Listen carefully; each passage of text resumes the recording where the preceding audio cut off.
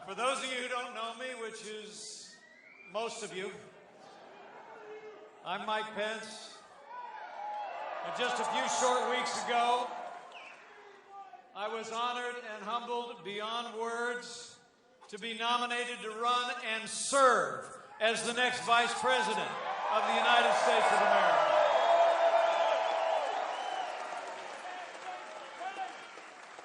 And I got to tell you, I joined this campaign in a heartbeat.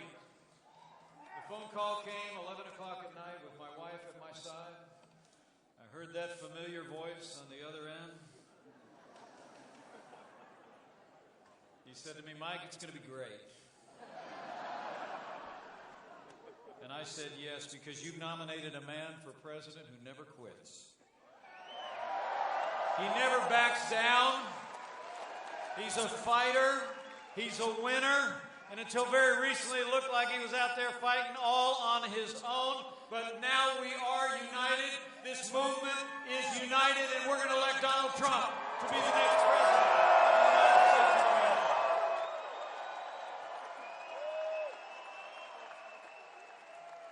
I mean, to get to know this good man, I just have to tell you, I come from south of Highway 40 in Indiana. We talk kind of straightforward and plain down there. And all I can tell you is Donald Trump gets it, right? I mean, he understands the frustrations and the aspirations of the American people more than any other leader in my lifetime since Ronald Reagan. He's a genuine article. He's a doer in a game usually reserved for talkers. And when Donald Trump does his talking, he doesn't go tiptoeing around all those rules of political correctness that the political class lays in the way of men and women that are trying to make a difference. He says it like it is, and he will make America great again.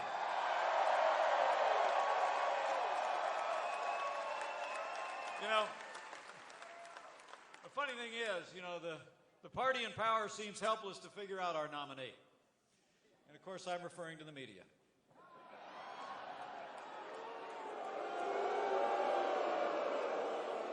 I mean, think about it. I mean, the Democrats and the media kind of got the same problem. I mean, they all keep telling each other that the usual methods are going to work against him. They keep thinking they've done him in, that this has come up, and now it's all over. And then they turn on the TV the next morning, and Donald Trump is still standing stronger than ever before and fighting for every American to make this country great again. The man has got resilience. He's an extraordinary leader. And he's never forgotten. He's never forgotten the men and women who work with their hands, who grow the food, who build our roads and bridges, tend to our sick, teach our kids. A lifetime of a builder. As a builder, a lifetime of building structures around the world. He's done shoulder to shoulder with the men and women that raise those structures to the sky. It really is extraordinary. He's never forgotten. He's never forgotten the people that do the work in uniform as well.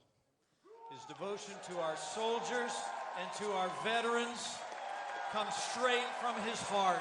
And Donald Trump will stand with those in uniform and stand with those who have served.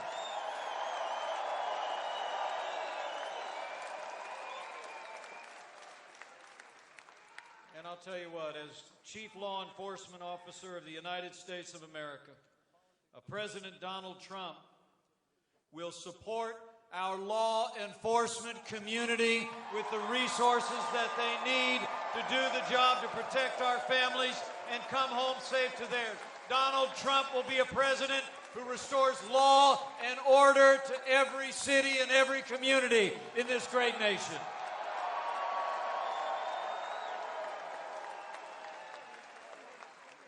Now, it really is pretty amazing. I mean, at the very moment when America is crying out for something different, crying out for new leadership that'll take our nation back in the direction of strength, the other party has answered with a stale agenda and the most predictable of names. People in both parties are restless for change. They're ready to break free, but the other party's actually nominated someone who represents everything this country is tired of. I mean, Did you see that speech the other night? I watched, honestly, I watched most of it. Actually, I watched most of the speech. I didn't really see all of it. I actually had as hard a time staying awake as her husband did.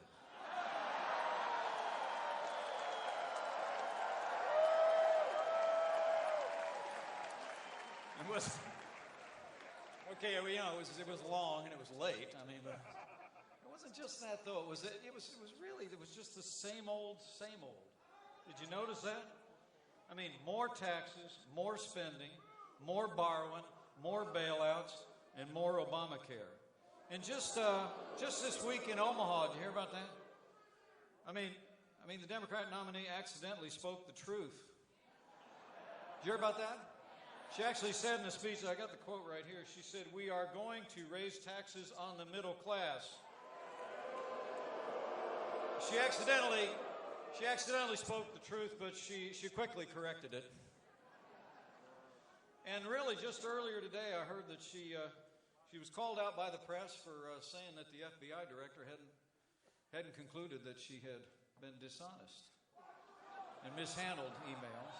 And what she said today was that she had short-circuited her remarks.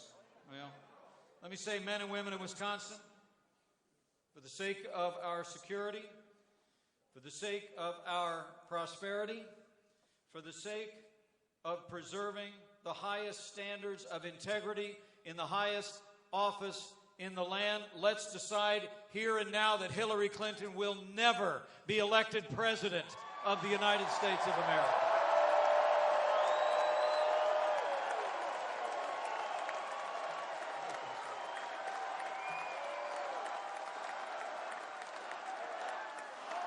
I mean, they tell us, guys, I heard in that speech, they tell us this economy is the best that we can do. The morning after Hillary's speech, official Washington put out the numbers. 1.2% growth in our GDP. The slowest economic recovery since 1949. They tell us this economy is the best we can do, but Donald Trump and I know it's not the best we can do. It's just the best they can do. And when Donald Trump becomes president of the United States, we're going to cut taxes, balance budgets, negotiate strong trade deals, repeal Obamacare, and we're going to put the American people back to work.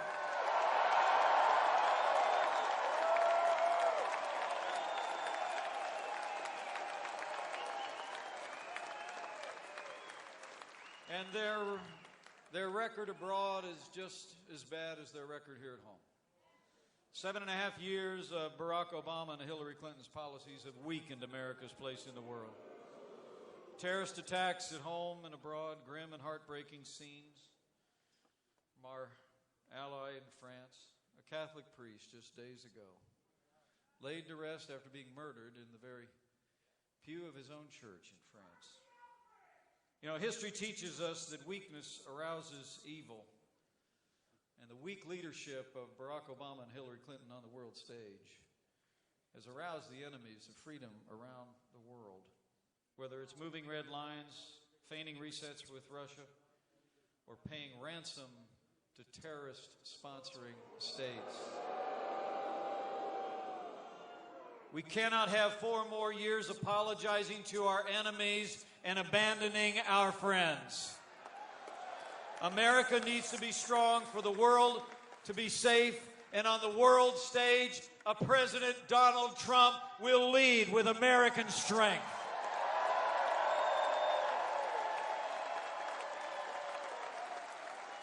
Donald Trump will rebuild our military, stand by our troops, defend our allies, confront radical Islamic terrorism, and Donald Trump will destroy ISIS at its source.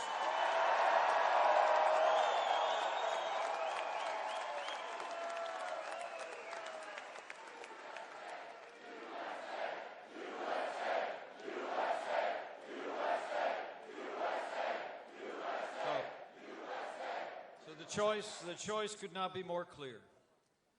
If you leave here tonight, go find your neighbors and friends and say it all comes down to this. It's change versus the status quo. It really is. The American people can elect someone who literally personifies the failed establishment in Washington, D.C. An establishment now that for far too long has been peopled by folks who are used to saying one thing and doing another, while they pile a mountain range of debt on our children and our grandchildren. Or we can do what you all have done. And come November, we can choose a leader, a truth teller, someone who will stand strong on the world stage and fight every day to make America great again. So I say, it is my high honor and distinct privilege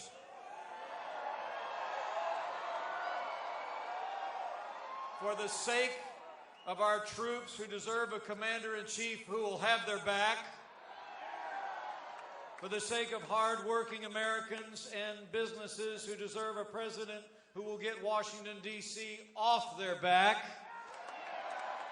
for the sake of a Supreme Court that will never turn its back on our God-given liberties or our Constitution, I give you the man who must be the next president of the United States of America, Donald Trump.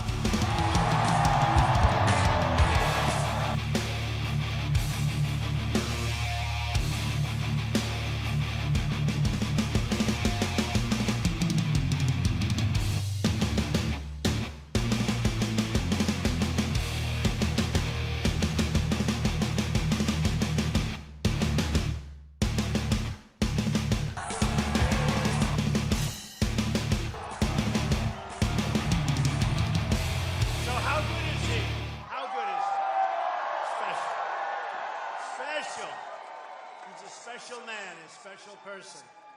And he's become my friend. Well, there's a lot of people here. Whoa.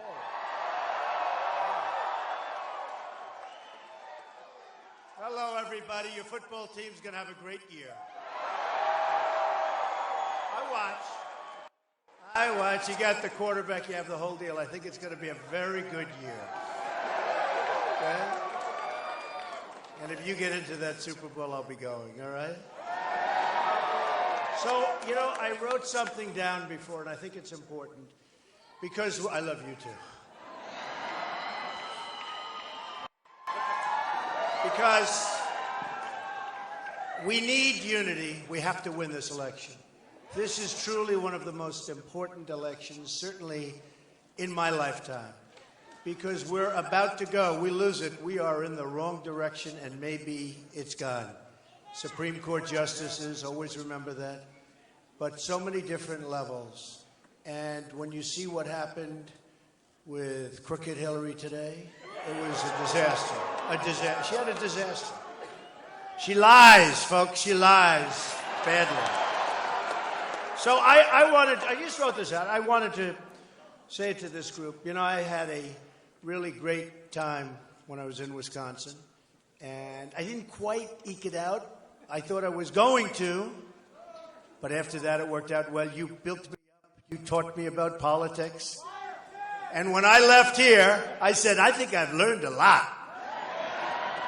So I love it. I love the people. I have many friends in Wisconsin, and they're incredible people. You're incredible people, I have to tell you that. And we're going to have a lot of fun. We're going to have a lot of fun, but I had to write this. This campaign is not about me or any one candidate. It's about America.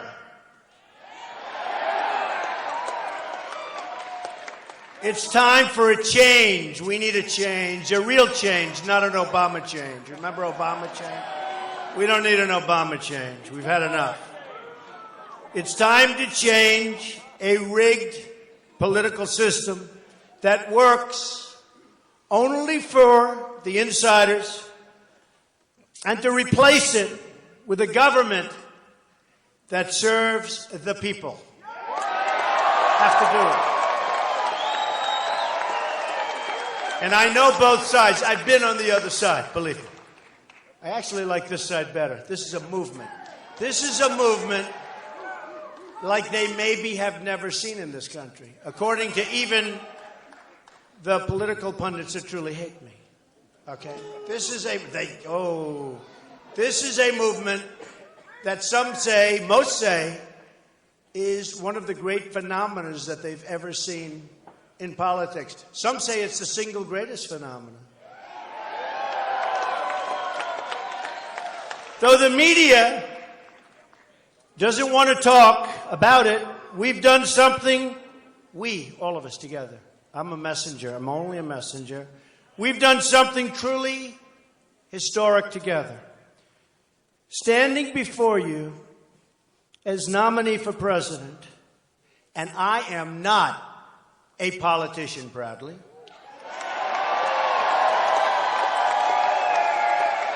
I'm not part of the system. I ran against the system, and I'm probably better off running against the system.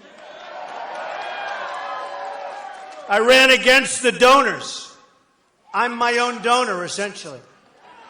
I have a lot of money in this deal. This is a very expensive process, I want to tell you. I funded, as you know, the primaries. And now I'm in for over $60 million. And I'm largely funding my campaign as we go forward. In addition to that, we've raised tremendous amounts of money, and much of it from small donors, $61. 61. As a Republican, that doesn't happen. It happens because of what you're seeing in front of you today. And if you remember, just prior to June, they did a story. Donald Trump hasn't really done too well with fundraising. Well, that's because I didn't even know if I was getting the nomination. I'm not going to raise funds. I would have had enough if I didn't make it. I would have said, bye-bye, politics. But I wanted to make sure. So I got it. And then I started raising money for the Republican Party. And we raised a lot of money. We started really on June 14th, Flag Day, my birthday. My birthday. And in June, we raised approximately, think of this, $51 million. Can you imagine? And those people couldn't believe it. They were really surprised. Big headlines, because they don't give me too many good headlines. I can do the greatest things. I do things that I think are fantastic. I say, good, there's no way they can cover this badly. And they cover it badly. I gently tell a woman that I love her baby and let the baby cry. It's okay. As the baby that had a voice that was superior to Pavarotti continued to cry. Now remember, I told her to stay. Don't worry about it. But after about 3 or 4 minutes, and I'm trying to speak, and it was in Jacksonville. We had this massive, massive crowd, filled up a stadium. And the baby's screaming. So I said, ma'am, I'd like to reverse my order. Perhaps you can nicely take the baby out. Your baby's great. I did it so nicely. She was happy. Even the baby was happy. He stopped crying. And maybe you could take the baby out. Would that be possible? The whole place is cracking up. And the next day in the newspaper, it said, Trump throws baby out of arena.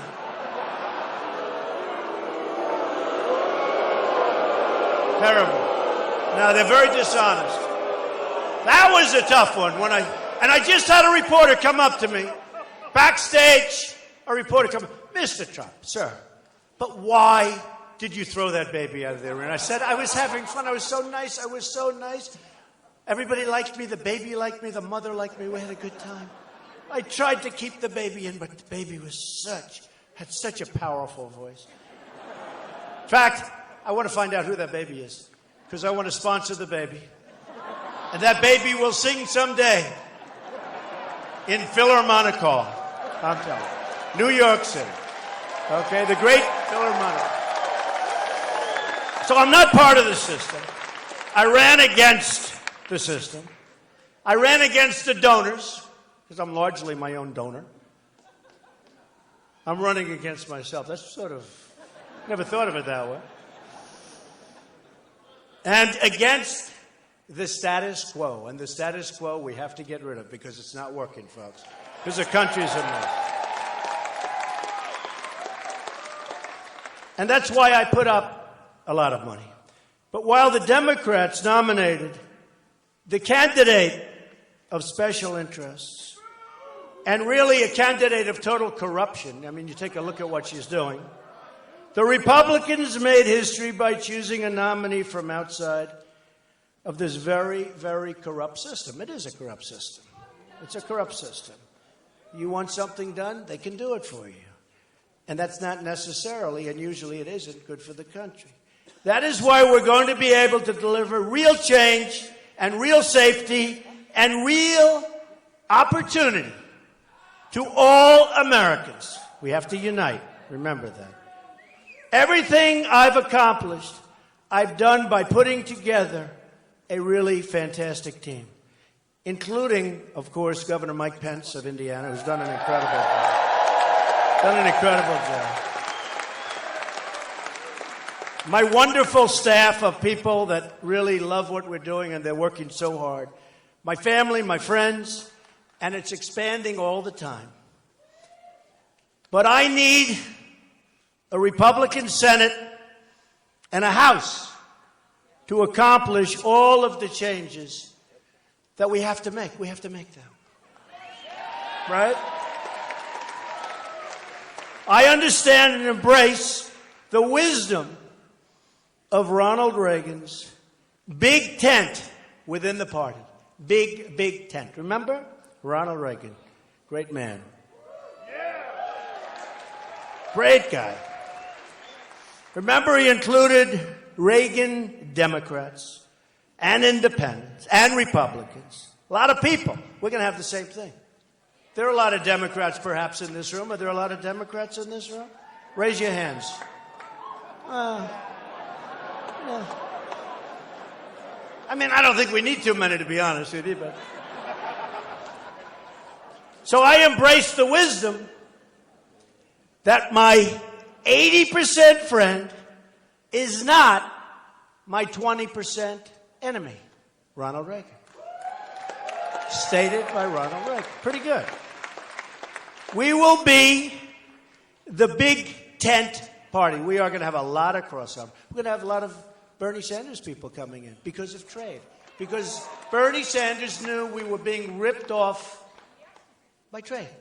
Trade is a disaster with China, with Japan, with Mexico, with Vietnam, with so many countries, with every country.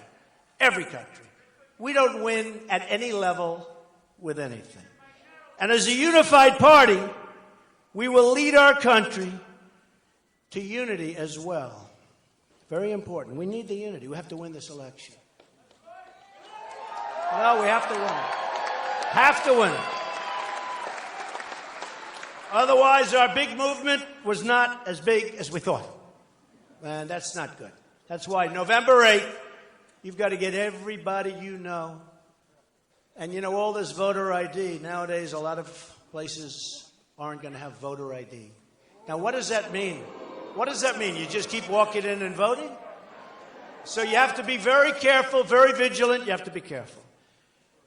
But we will have disagreements. But we will disagree as friends and never stop working together toward victory. And very importantly, toward real change. So, in our shared mission to make America great again, I support and endorse our Speaker of the House, Paul Ryan.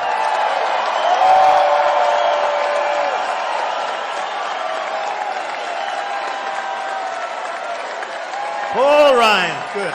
He's a good man. He's a good man and he's a good guy.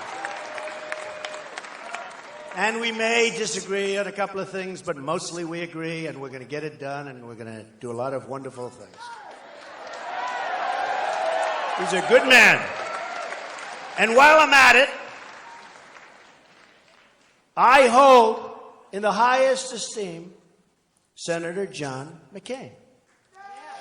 for his service to our country in uniform and in public office, and I fully support and endorse his re-election. Very important. We'll work together. I also fully support and endorse Senator Kelly Ayotte of New Hampshire, a state I truly love, primarily because that was my first victory, but I love New Hampshire. No, I love New Hampshire. It's one of the most beautiful places. She's a rising star and will continue to represent the great people of New Hampshire so very well for a long, long time. Senator Kelly Ayotte. Working hand in hand, we will grow our majority in the House and in the Senate. We need that. We got to get things done. Arm in arm, we will rescue the nation from the Obama-Clinton disaster, which is exactly what it is, that has bled our country dry and spread terrorism unabated across the world. That's what's happening. You saw just now, maps came out yesterday. They said ISIS is far bigger. It's all over the place. It's all over the place.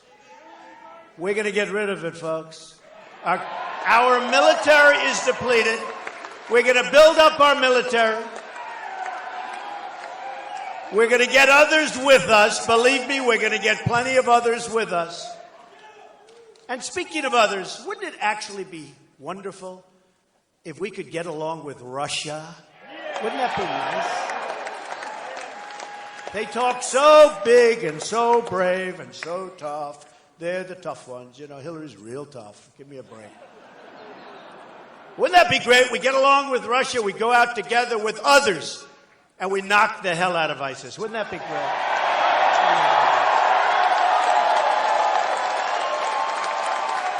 Together, we will lead our country back to prosperity, security, and peace. Okay? I mean, when you look at the world and what's happened, so we have the queen of corruption. She's the queen of corruption. She's a disaster. I said before, if crooked Hillary Clinton becomes president, terrorism will destroy the inner workings of our country. Believe me, they are loving it. She wants to have 550% more people coming in from Syria and that region into our nation. And we don't know who they are. We don't know where they come from, really. We don't know if they're ISIS. Some will be. And look at the damage that's done in San Bernardino with a couple. Probably he became radicalized by her. A couple. And these were friends of theirs. These were people that gave a party in celebration of the birth of their child. And they were gunned down. 14 people killed, many, many injured. Take a look at Orlando. Take a look at Orlando, how disgusting that was. Take a look at the World Trade Center and so many other places. Go to the probably toughest gun laws anywhere in the world. Go to Paris and take a look at that. 130 people gunned down.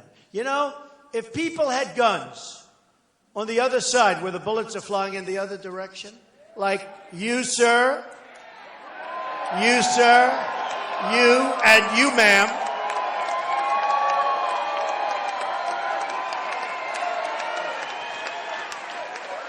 First of all, if they knew guns were in the room, they probably wouldn't have gone there.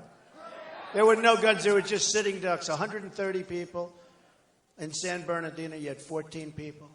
But in Paris, just like this, boom, get over here. Boom. Get over here. Boom. 130 people with many, still in the hospital, many so gravely wounded, it's horrible. And if they had bullets flying in the other direction, maybe they wouldn't have shown up. And if they did, I'll tell you what, you wouldn't have had that kind of carnage. You would have had people lying on the other side of the floor instead. Okay? So, Hillary Clinton wants to do major damage, as you know, to our Second Amendment.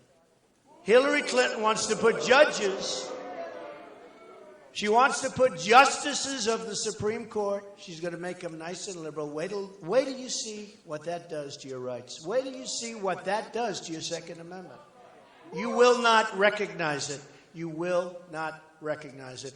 National Rifle Association, NRA, endorsed me. They're great people. Wayne, they're great people. Chris, they love this country. They endorsed me very early, and it's really an honor. I'll tell you what, they are phenomenal people when you get to know them. They love the country. You know, they love the country. They take a lot of heat, but they love the country. I'll tell you that right now. And I heard Mike, Governor Pence, talking about 1.2 growth, 1.2% growth. The lowest in memory, I guess, since the 1940s, when you think of it, the lowest. So a lot of differences between all of us. But I thought I'd mention, because I've known Hillary Clinton over the years. I've known her. And she makes statements. Yeah. She makes statements. And, you know, there's statements coming right out of a playbook. Well, let's see. We can't get them for this. We can't get them for this. I always heard I had the best temperament. People tell me I have the best temperament. I have a temperament to win. We got to win. We got to win. We got to win. She said not so long ago, I don't like Donald Trump's tone. Now, she's reading it off teleprompters, Owen. I don't like Donald Trump's tone. And I said, you know, we need a tough tone today. We have people, we need a kind tone. We need a tough tone, though. We have people being beheaded all over the Middle East and other places. We have crime that's rampant. We have people in the Middle East being drowned in steel cages. This is like medieval times. And she's worried about my tone. She's worried about my tone. So they chop off heads, and they drown people, and they bury people in sand. And then they asked me, Mr. Trump, at one of the debates, which they say I won, which I'm very happy about. Mr. Trump, sir, how do you feel about waterboarding? So I'm saying chop off heads, drown people, burying them in sand. I said, I'm absolutely okay with it, let me tell you. These people. Can you imagine what the enemy must say? Can you imagine what the enemy, ISIS in this case, can you imagine what they must say as they've spent the day chopping off the heads of Christians, come back, get together, start talking, and they say waterboarding is not allowed in the United States. By the United States. Waterboarding is not allowed.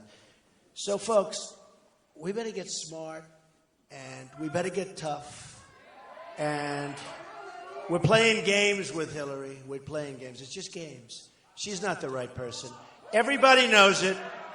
Her single greatest achievement is being caught in a crime and getting away with it. It's true. True. It's true. 33,000 a year.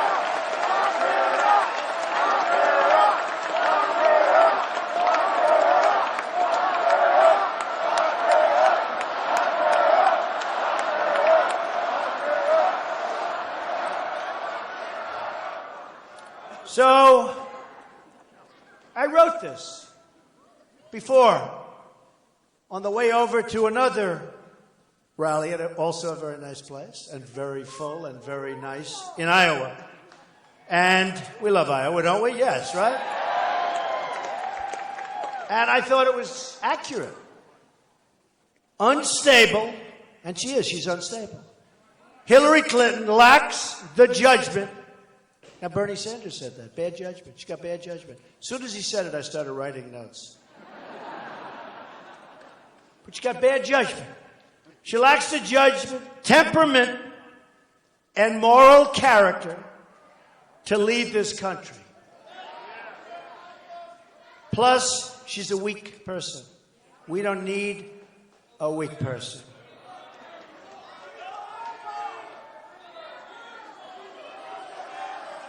He just said, plus she's a criminal. She's a dangerous liar who has disregarded the lives of Americans and who has put all of us at great, great risk while supporting economic policies that have destroyed our economy. We've got a long way to go. She is unhinged. She's truly unhinged. And she's unbalanced, totally unbalanced. And you can see, in the words of a Secret Service agent who just wrote a book, I bought the book. I want to see what he said. She simply lacks, this is his words, she simply lacks the integrity and temperament to serve in the office. From the bottom of my soul, he said, I know this to be true. He was there. Her leadership style, volcanic, impulsive as it is, disdainful of the rules set for everyone else, hasn't changed a bit. She's unqualified to become president. And she really is. And Bernie said that too. So,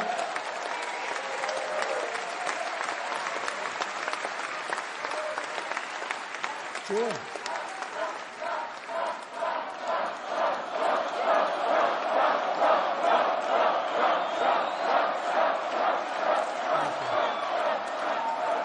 What great people. Wow.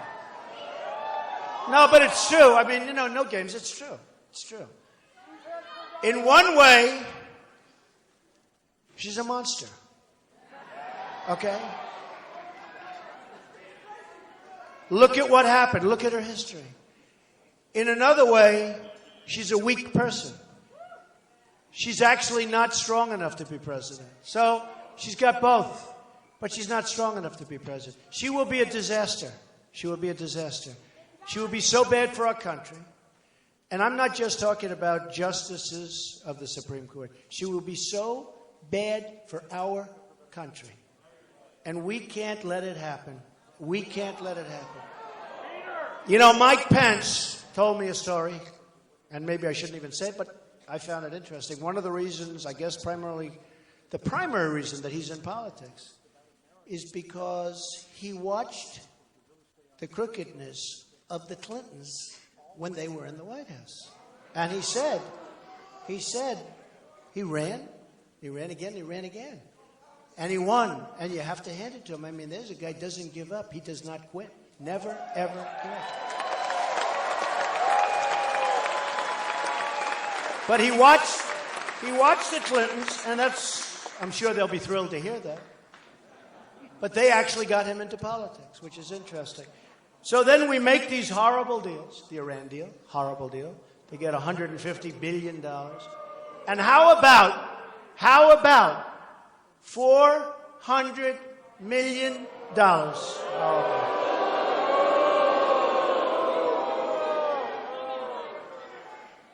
Think of it. $400 million in cash. In cash. Different currencies, different denominations. Now, a lot of people say that money went toward terror. I'm nicer than that. See? I don't have that horrible thought process that some people in this room do. Because I say some of it went to terror, but a lot of it went right into their bank accounts and right in. Believe me. It's the way life is. It went right into their pockets. They're sitting there. Can you imagine these guys sitting there with $400 million in cash? You think they're giving that money to terror? They're giving that money to them.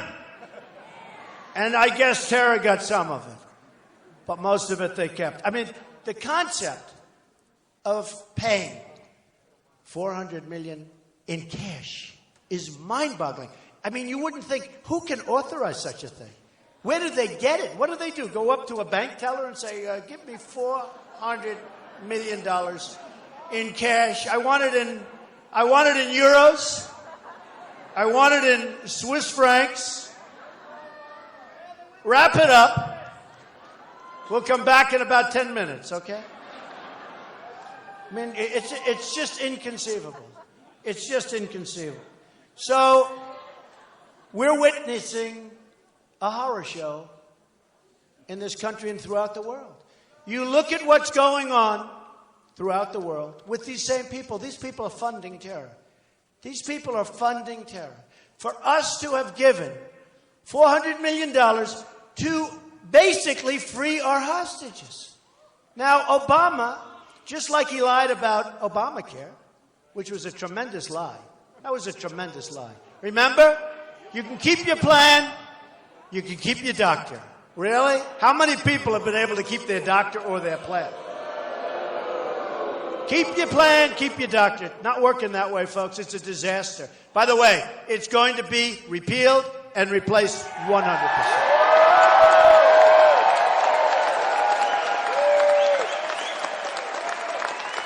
And honestly, I hope I win because we'll do a great job. We're going to make America great again. We're going to make America great again.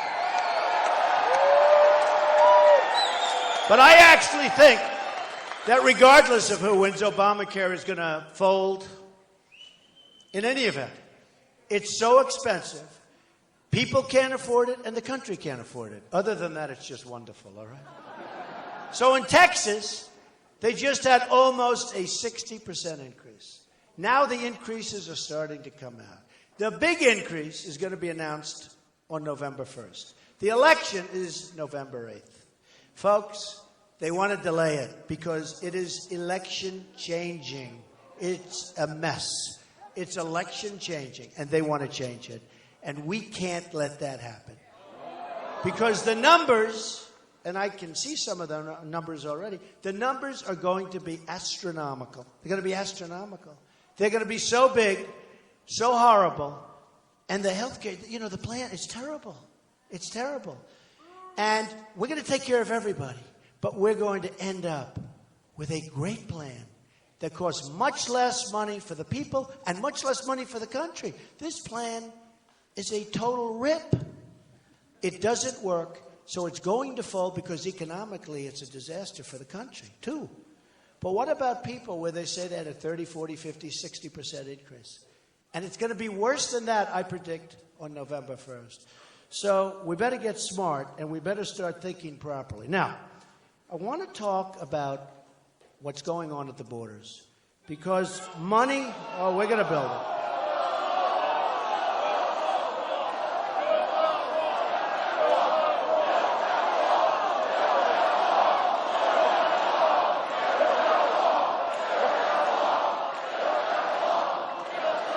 So listen. So we have people coming into our country that shouldn't be coming into our country. We have thousands and thousands of people from certain terrorist states, from certain parts of the world, that we're allowing to come into our country. Most of the politicians, almost all of them, don't even know where they are, where they're being put. They know nothing about these people. This could be the great Trojan horse of all time. And Hillary wants thousands more to come in over and above Obama. Right? So, taller, the wall's getting taller every day.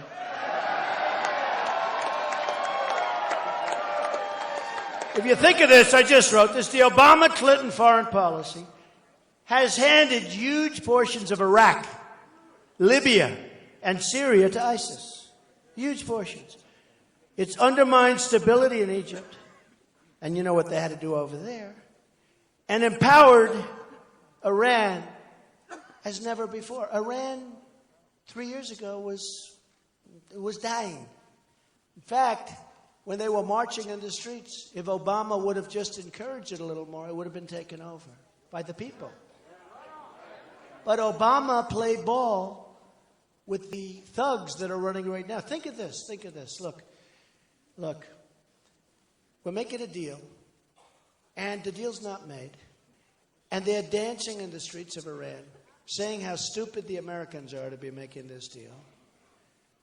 The leaders, and in particular the leader of Iran, is calling us stupid, and the deal means nothing.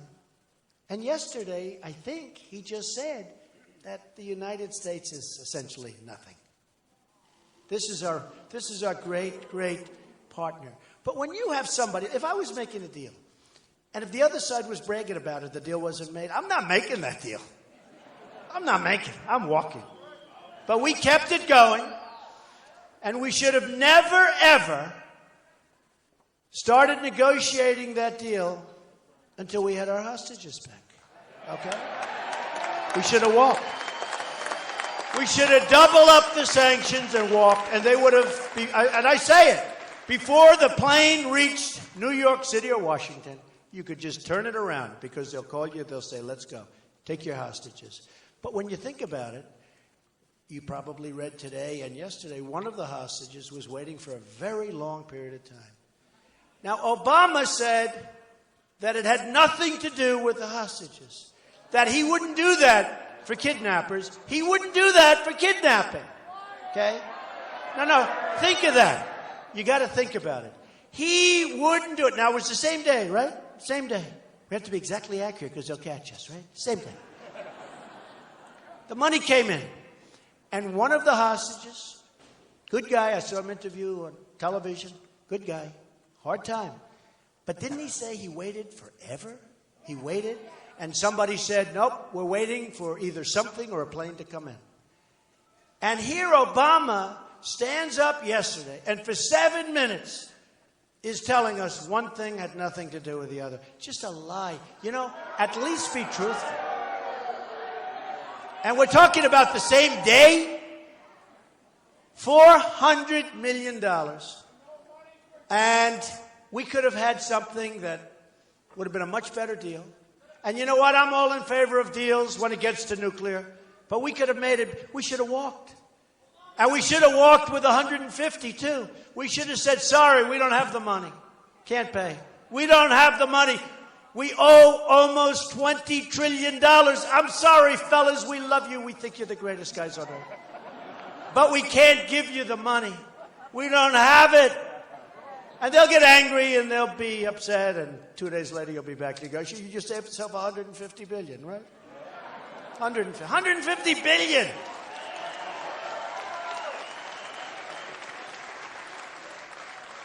So we have terrorists pouring into our country.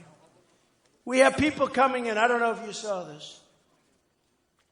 In Maine, and Maine knows, because Maine is, I was up there yesterday, great place, great governor. Paul is doing a great job. And I think the most important issue facing civilization right now is radical Islamic terrorism. And we have a president that refuses to use the term.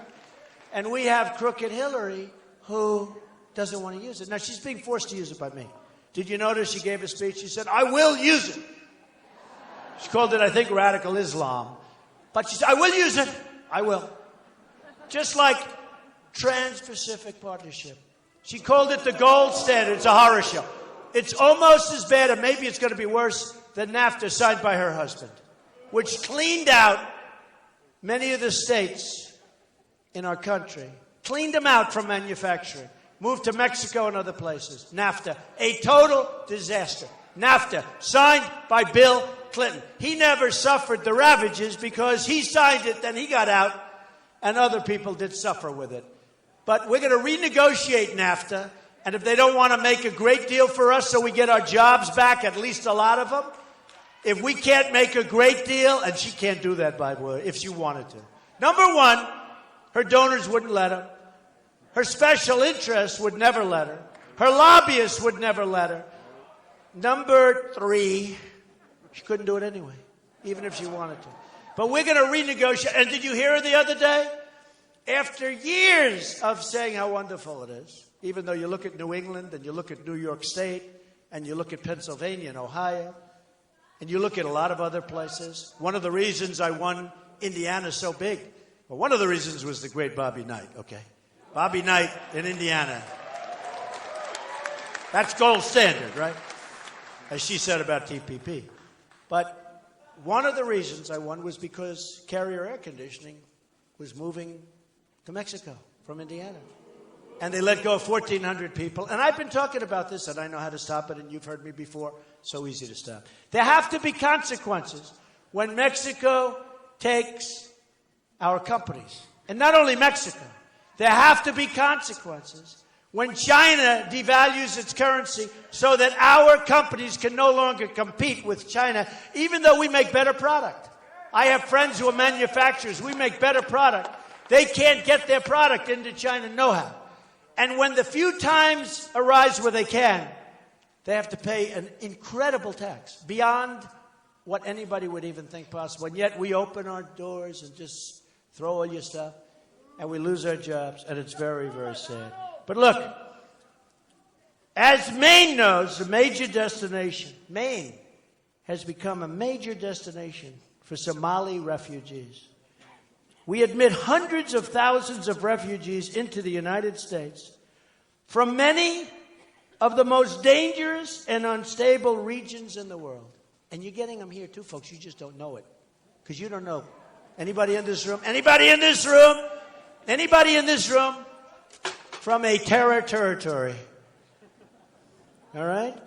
So, a practice, and this is a practice, which will continue under Hillary Clinton, except it will expand 5, 6, 7-fold. I don't get it. I don't get it. I mean, I know they're going to vote Democrat, okay? That's what I know. But they're not even going to be voting for a long time. I don't get it. How can anybody even think this way? Now, the Washington Times reported of the Somali refugee, the program in Minnesota, that the effort to resettle large groups of Somali refugees is having the unintended consequence of creating an enclave of immigrants with high unemployment that is both stressing the state safety net, tremendous problems with safety, tremendous, beyond, and creating a rich pool of potential recruiting targets for the Islam terror groups. Aren't we smart? We're having this problem across our refugee and immigration programs. Here are some of the examples. I'll give you a few examples. And this came out of the Senate subcommittee just recently. The Boston bombers, remember those horrible, disgusting people? The Boston bombers arrived through the political asylum process. The younger brother applied for citizenship and was naturalized on September 11th, 2012. The older brother had a pending application for citizenship. And look what happened. We take them in. Look what happened. Aren't we smart? The Moroccan national who came to the United States on a student visa was arrested for plotting to blow up a university and a federal courthouse. Great, great. A Uzbek refugee living in Idaho was arrested and charged with providing support to a terrorist organization in the form of teaching terror recruits how to build massive and very dangerous bombs. We let him in. An immigrant from Syria who later applied for and received U.S. citizenship was accused by federal prosecutors of planning to go to a military base in Texas and kill 3 or 4 American soldiers, execution style, if possible, more than that, if at all possible. a college student who immigrated from Somalia, who later applied for and received U.S. citizenship, attempted to blow up a Christmas tree lighting ceremony in Oregon. An immigrant from Afghanistan who later applied for and received U.S. citizenship, and a legal permanent resident from the Philippines were convicted for plotting to join al-Qaeda and the Taliban in order to kill as many Americans as possible. As many as possible.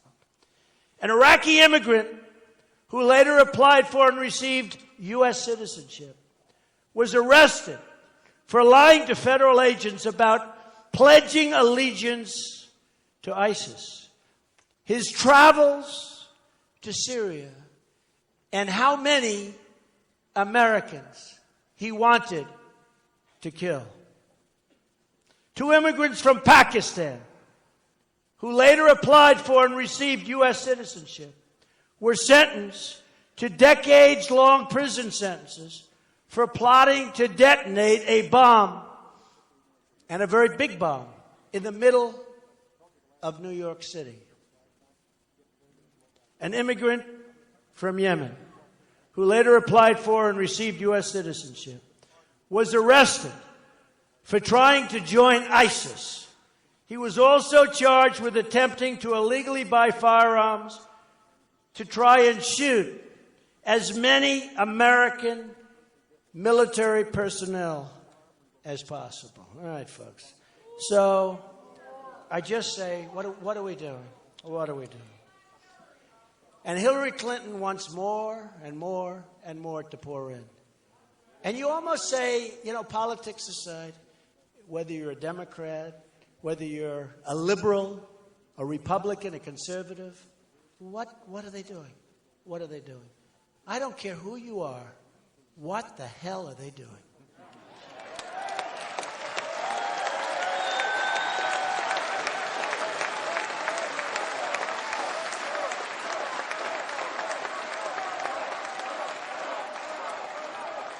So we're going to have strong borders. Our southern border is going to be very powerful. We're going to stop the drugs from pouring into Wisconsin and every place else. The heroin epidemic is beyond belief. In New Hampshire, a great place, that's really where I realized the extent of what's going on. When I'd meet with the people of New Hampshire and they'd tell me the biggest problem they have is heroin. And I said, can't be. With the beautiful lakes and streams and trees, it's so beautiful, right? The biggest problem is heroin. I said, you have to be kidding. It can't be right. It can't be right. And it was. Their youth is being poisoned. And then you go to Massachusetts. And you go to North Carolina and South Carolina. And you come here. You come here. I just left Iowa. You go to Iowa. You see the tremendous problems they have with heroin and drugs that pour in from the southern border. And look, here's the story. We're going to have strong borders. We're going to have a wall. It's going to be a big, powerful wall. Big, powerful wall. You know that Hillary Clinton wanted a wall a number of years ago. She wanted a wall. And the primary reason, as we understand it, looking back, not that long ago, she wanted a wall. Walls do work, folks. I mean, just all you have to do is ask Israel. All you have to do is ask some of the nations that are in Europe right now that are building walls. It's sort of interesting. Obama talks about there will be no wall. But in the White House, which he just said, which is true, they want to build essentially a wall. They want to build a fence a lot bigger, a lot higher, a lot stronger. It's sort of interesting. I say, don't build that fence, right? Don't build that fence. Because they say walls don't work, fences don't work. Don't build that fence. When Hillary doesn't want to let you have your guns, she's surrounded by people like this that have more firepower on them than any human beings on earth. And I think she doesn't want to have guns. I think that all of her bodyguards and all of her Secret Service should immediately give up their weapons. Okay? Immediately.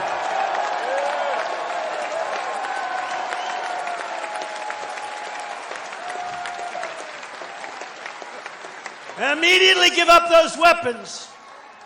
And if somebody comes at you with a gun, you just try and talk them out of it, I guess. Got to do some quick talking. You got to do some really quick talking, Hillary. I don't think even Hillary, with her phony lies and disgusting habits, I don't think Hillary could get away with that one.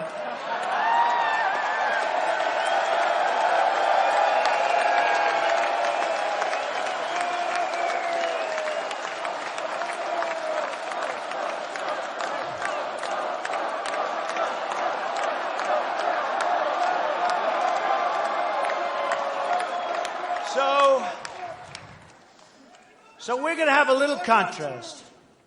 And I did this very quickly, but it's so simple. Hillary wants to raise taxes. Trump is going to lower taxes very substantially, the biggest tax decrease of all, on business and on persons. Hillary wants to significantly expand regulations. Trump is going to get rid of many, many, many regulations. Which, by the way, are stopping your businesses, both small and big, from succeeding, from expanding, and more than anything, from starting. You can't start a business today. The regulations are so onerous and horrible. Hillary wants to shut down energy production. Trump wants to expand it significantly, and we'll start paying off our debt. Hillary wants to essentially abolish the Second Amendment, take away your right. Donald Trump will protect it more so than any president that has ever served.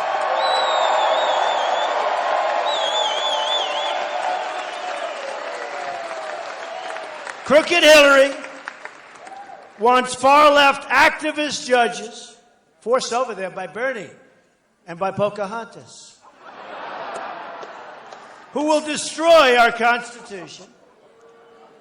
I want judges who will support and defend our Constitution.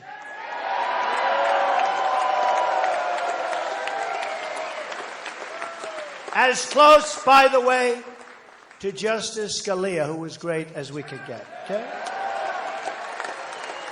Hillary wants to open our borders, just open them up, because her special interests and donors want it that way. There are reasons. I understand that.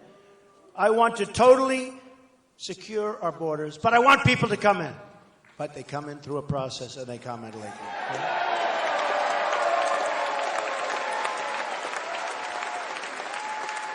Hillary wants to invade foreign countries. Do you ever see where she said, Donald Trump with the nuclear? I'm afraid. I didn't want the war in Iraq. And I'm on record. I didn't want the war in Iraq. I didn't want all of what they've done. And I said, if you read Esquire magazine from a long time ago, you'll see me. Everything I said was exactly right. It's going to destabilize the Middle East. I said, the meanest, toughest group of people, the people that hate the United States and its people the most, they're going to take it over. That's exactly what's happening. They're taking over the oil. They're taking over the land. They're taking over everything. I didn't want it. But I'm always being accused like the war hawk. They think I'm a tough guy, the war hawk. Right? They think she wants to be tough with Russia. Right? So she said, well, Donald Trump likes Putin. I don't know Putin, folks. I don't know. I hope I like him. I hope he likes me. Because I'd love to get along with Russia. Okay? Love to. But I don't know. But she goes, Donald Trump, think of it, wants to befriend Putin and other things, she said, right? And I'm saying to myself, what's wrong with that? That's good. But she's going to be the tough one, you see? She's going to be the tough one. She's going to play with nuclear weapons. You know, they have all nukes, nice nukes. She's going to be the tough one. I'll tell you what. You put her in the office of president. You know, she hates Putin and Putin hates her, right? That's what I hear. No. Putin probably doesn't respect her more than anything else, but Putin hates her. But she's going to be tough. We're going to be tough with Russia. Oh, we're going to be tough, right? Let me tell you, we're in a different world today, folks. We're in a different world. But she makes it sound like I'm this tough guy that will have a temperament. You know, she used the word. You know who gave her the word? Her people that write the speeches. We'll say Trump with a temperament. They said Trump in her speech with tweets. I've got between Facebook and Twitter like almost 21, 22 million people. It's an asset. It's an asset. I tweet well. But she said she made this statement during her speech. You know, I heard it barely because I was falling asleep. You couldn't watch it. All right. So, remember that one. Hillary wants to invade foreign countries. Look at Libya. Look at that. We did a great job there. You know, a spot hit on Gaddafi maybe, but, I mean, even that. What the hell do we get out of this? It's a disaster. Then you have Benghazi. Then you have ISIS. Then you have ISIS. Then you have ISIS taking over the oil, large portions of the oil, and it's some of the finest oil in the world. And you have ISIS grabbing it. We don't know what we're doing. We have people that don't know what we're doing. We have people that militarily, in fact, they said, well, who is your military consultants? And I gave them names. But they're not working now. You know, if they're not working now. I said, of course they're not working now. Look what working now people have gotten us. Havoc. Who the hell wants the people that are working now? I mean,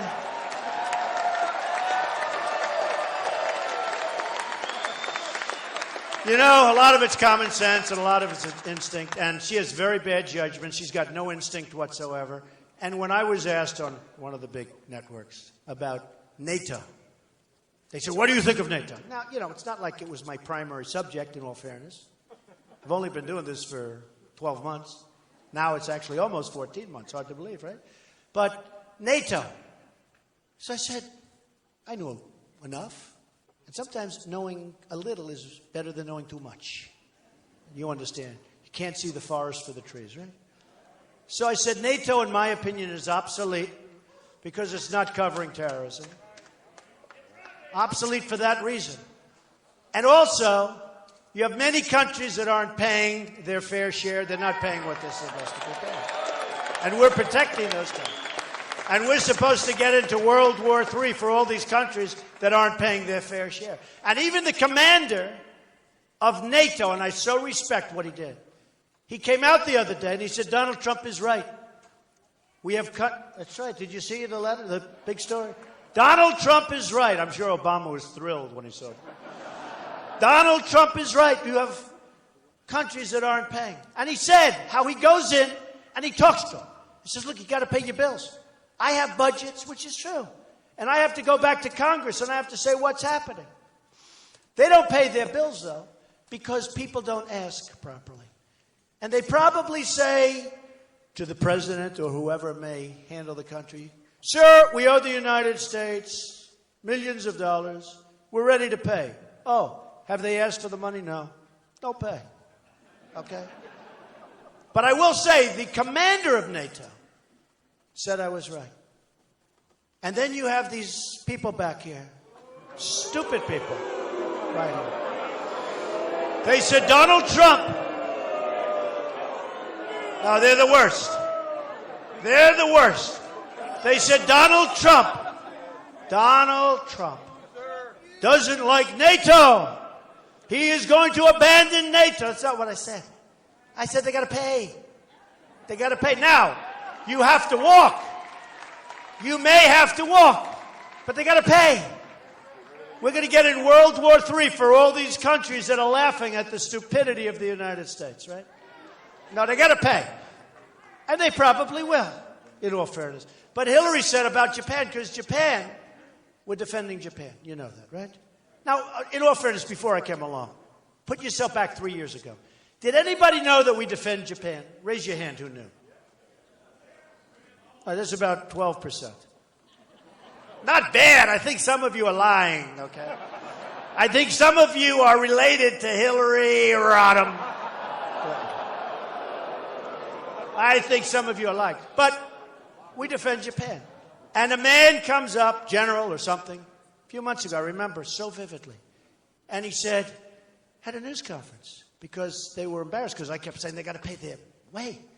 And if they don't, you always have to be prepared to walk. You have to do that. You know, we don't want to do that. I understand the reason. It'd be nice to have them not on. But, you know, this isn't, again, 40 years ago. We owe $20 trillion. We're defending all these. We defend Japan. We defend Germany. We defend Saudi Arabia. You think they have the money to pay? How about we have military bases and we pay rent to Saudi Arabia to protect them? No, think of it. Think of the stupidity.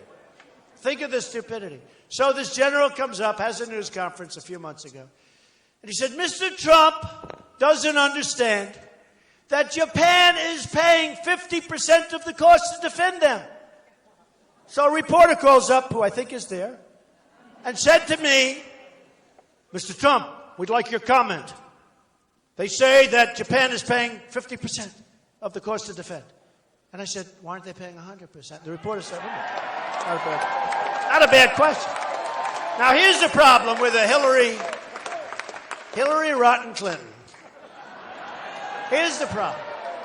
That's why she changed her that's why she doesn't want to use the name anymore. Because everybody was saying that. I don't know. I've been saying it. But look, here is why it doesn't work for Hillary. She saw that I said that we have to get reimbursed for our costs, at least, right? Japan, economic behemoth. Germany, see how well they're doing? Economic behemoth. Saudi Arabia, nothing but money. They were making $1 billion a day with the high oil prices. Now they're making a fortune. Same. Economic behemoth. Why are we defending them? Why aren't we being fully reimbursed? Now, if we do that, your budget already is starting to look real good. Okay. You know, you have budgets, so we're losing our shirts. We have an $800 billion trade deficit, folks. We trade with companies. We have a deficit with other countries. Think of it. $800 billion a year. Trade deficit. Do we make good deals? No. With China, $505 billion trade deficit. And they cheat us because they devalue their currency all the time. Whenever it gets a little bit tough, devalue, and our companies can't compete with that, right? So here's the thing. So Hillary says about Japan, how dare he not stay with our allies? How dare he not do that? I will never abandon our allies. Ever, ever, ever. Now, how do you negotiate when you're telling somebody you're never going to leave them? We may have to leave. Look, Japan has problems because you have the maniac in North Korea making missiles. I mean, you know, so we'll get it. Now, South Korea, it's an economic behemoth. You can't buy a television that's not made in South Korea, except Sony, which is made in Japan, which has sort of lost its way. Whether it's LG or Samsung, I order thousands of television sets. You can't buy them in the United States. I'd love to. Show me one company. One of the pundits said, they do make them. There's a company. And showed me this little company. What they do is all the parts come in from all over the world. They put them together. And they give you a television that doesn't work and nobody ever heard of it. And then I put it into a luxury hotel and everybody complains, right? So, you can't say to people when you're negotiating, because we're talking about tremendous billions and billions of dollars. You can't say to people when you're negotiating, we'll never leave you. Think of this. We're going to never leave you. We love you. We're never leaving you. Could you pay more? No, we're not going to pay any more. You're not going to leave us. Why should we pay more? So there's a chance we'll have to leave. And there's a chance, Japan will have to take over this monster and figure it out. We're very far away. It's very expensive. We have a treaty with Japan, and if the United States is attacked, they don't have to do anything. But if Japan is attacked, we have to go in there with our full force and might. And who the hell knows what's going to happen, right? World War III, who knows what's going to happen? But if we're attacked, they don't have to do it. You tell me, Who makes these deals? It's like Sergeant Bergdahl, right? So we trade a dirty, rotten traitor where 5 or maybe even 6 people were killed when he deserted. And we knew that they were killed, and we knew he was a traitor. We trade for 5 of the greatest killers in the Middle East. The 5 people that they wanted the most. That's our deal. So we get a traitor, and they get 5 people that are right now, most of them, already back on the battlefields, trying to kill everybody, including us. No more, folks. It's called the 5-for-1 president, right? That's the same guy that made the deal for $400 million. The other guys couldn't leave the airport, the hostages. And then all of a sudden they were able to leave. And then you watched him yesterday saying that, can you believe it? This had nothing to do with that. Okay? Just a coincidence. No, just a coincidence. It's just, no. You know, she's unfit to serve as president for a lot of reasons. He's unfit also. He has done so bad. He has been so incompetent. We've doubled our debt during his, think of it, over the years of our country, he gets in, and in 8 years, by the time his term is up, we will have doubled our national debt. Think of it. So we have to win this election. This is a very important election. I didn't need to do this, folks, believe me. I could be elsewhere right now. I love being with you, but I could be elsewhere. I might be in Wisconsin, just a different location. Okay? But I felt I had to do it. I want to give back. I'm going to give back. I want to give back.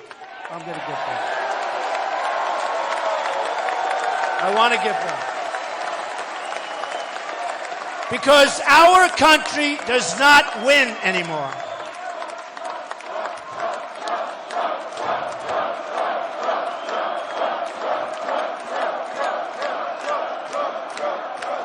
Our country does not win anymore. And it's not going to win with crooked Hillary Clinton. Not going to win. It's not going to win. She doesn't know how to win. Our country is not going to win with her. We're going to be worse than we are with Obama. I mean, if you want 4 more years of what's going on, ISIS all over the place, ISIS expanding. And by the way, our policemen are great, great people.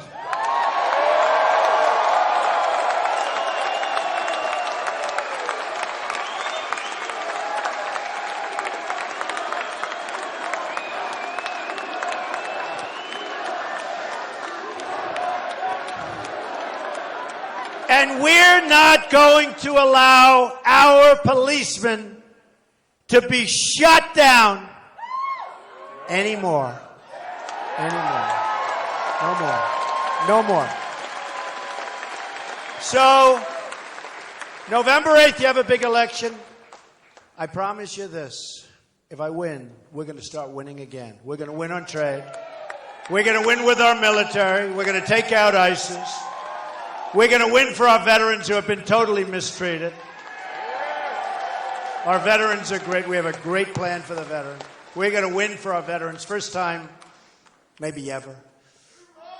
We're going to win on trade deals. We're going to make the finest. We're going to bring our jobs back. We're not going to make it easy for these companies to leave and fire everybody. It's going to be very, very expensive when they do it. Believe me, it's going to be very, very expensive. They're going to say, you know what? Maybe we'll stay in Wisconsin, okay? Maybe we'll stay. No, it's going to be very, very hard. We're going to have strong borders. We're going to have the wall. Mexico's going to pay for the wall 100%. 100%.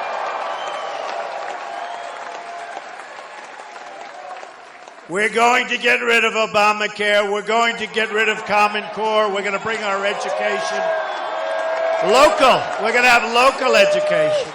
We're going to appoint great Supreme Court justices.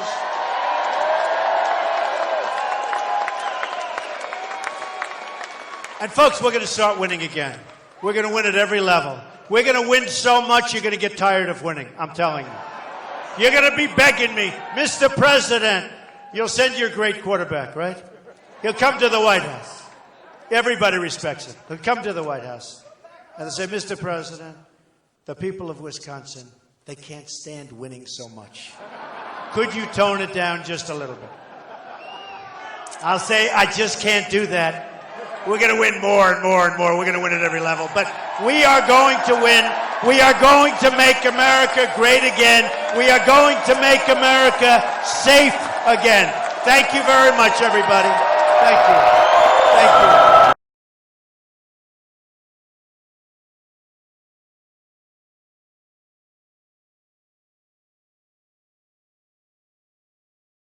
Hello, everyone. Thank you very much for joining us. If you missed the rally from earlier, we will be streaming it in just a little bit, probably around 10 minutes or so, just so I can set up. And we'll be streaming that live, or actually, sorry, I'm so used to saying live.